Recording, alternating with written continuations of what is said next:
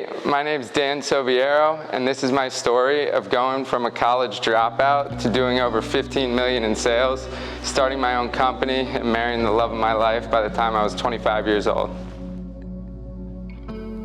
Growing up in Jupiter, Florida, I was given a lot of labels as a child. ADHD, deaf in one ear, and then was diagnosed dyslexic. And I think growing up, I was always a really good athlete, and I really leaned into that really heavily and really took on the dumb jock kind of persona and almost believed what people were saying.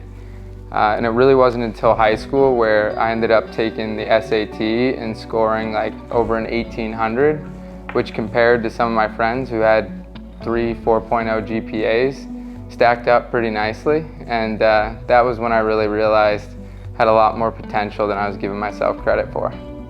So around my sophomore year at high school, when I was told I wasn't allowed to play sports, and I was really struggling to find my identity, I started to really battle with depression. And as I was battling with that, I was really asking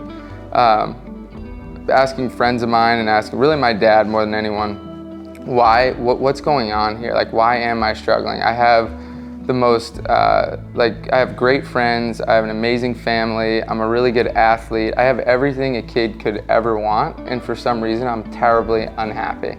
And I don't know what's going on. And he basically explained that he and I are very similar, and he's a very goal-oriented person, I'm a very goal-oriented person, and my entire life was just sports. Winning a championship, and it was just season after season, and that's really what drove me. And so when that identity was stripped from me, it was a question of like, well, who am I now? And I just felt lost.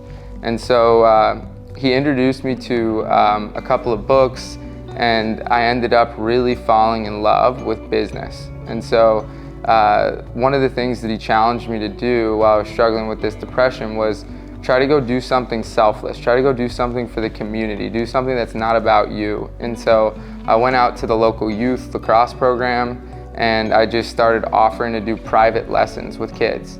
I ended up building up a little book of business, had like 20 kids doing private lessons with me every week.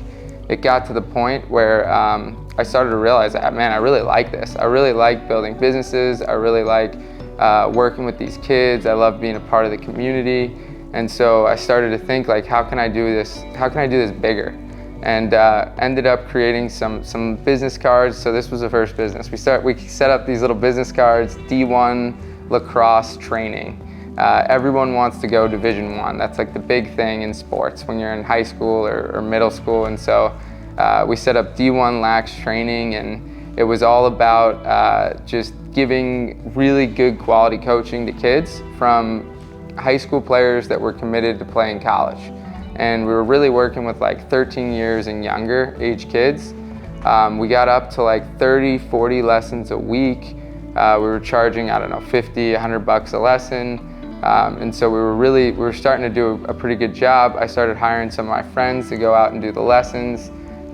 We created a little one-sheet checklist before you go out. Make sure you have balls, goals, stick, like a practice plan. And wouldn't you believe it? I get a call from one of the parents a week into this, and he says, "What's going on? Like, your guy showed up without balls." I'm like, "You got to be kidding me." So that was my first exposure to entrepreneurship.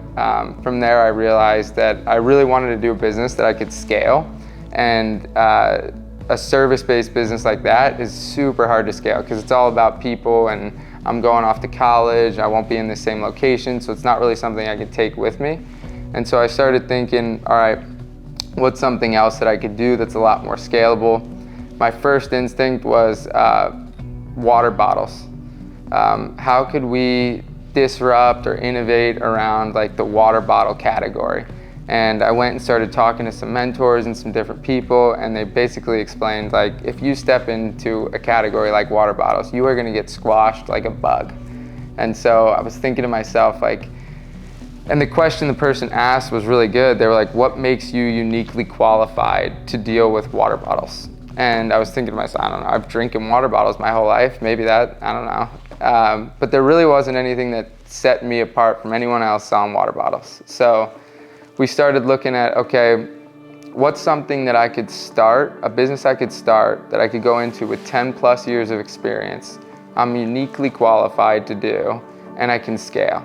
And I started thinking about the past and really thinking about like that private lessons business where I was able to come in and establish myself as an expert at 16, 17 years old, and these people were willing to pay me as if I was an expert.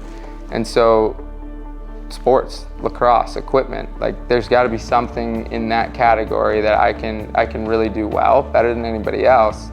Around that time, a ball ricocheted off the post, hit me in the back as I was stretching in practice, and it was like a real light bulb moment. I looked at the ball and I was like, man, all these lacrosse balls are the same. If we could make a better lacrosse ball, it would add value to the whole world. You're gonna get more out of every rep, coaches are gonna get more out of every practice, no more drill killers. It just seemed like kind of a no-brainer. So my whole goal was to play college sports, and a week before I was graduating high school, my dad got a call. I had to have a 2.0 GPA and a 1400 on my SATs to pass. I had gotten a 1400, or not to pass, but to get into St. John's.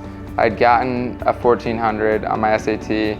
I had above a 2.0 GPA, but my dad got a call a week before I was supposed to graduate, and it was my guidance counselor who said, if your son doesn't pass his PE final, he's not going to be able to graduate.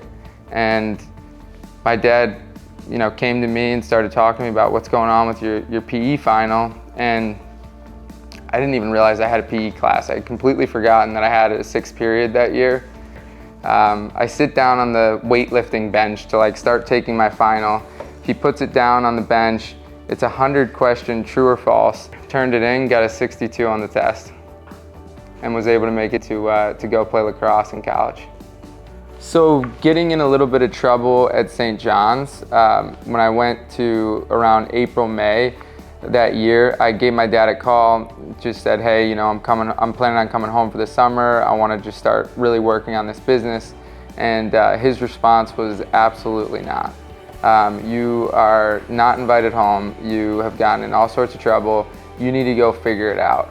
And so I started calling around, and one of my buddies on the team, his dad ran a construction company in Long Island. And so we were able to get about 3-4 weeks of work in from 5 a.m. to 8 p.m. Just the hardest, grittiest, building scaffolds and shaving down the stucco. It was just a miserable, miserable experience. Really showed me hard work, but what I did not want to end up doing.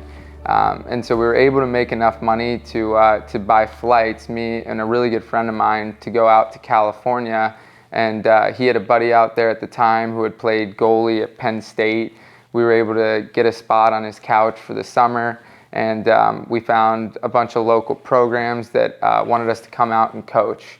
And I think that was a really pivotal moment for me, because I knew that I could make money coaching, and I knew that people viewed us as experts because we played Division I and blah, blah, blah.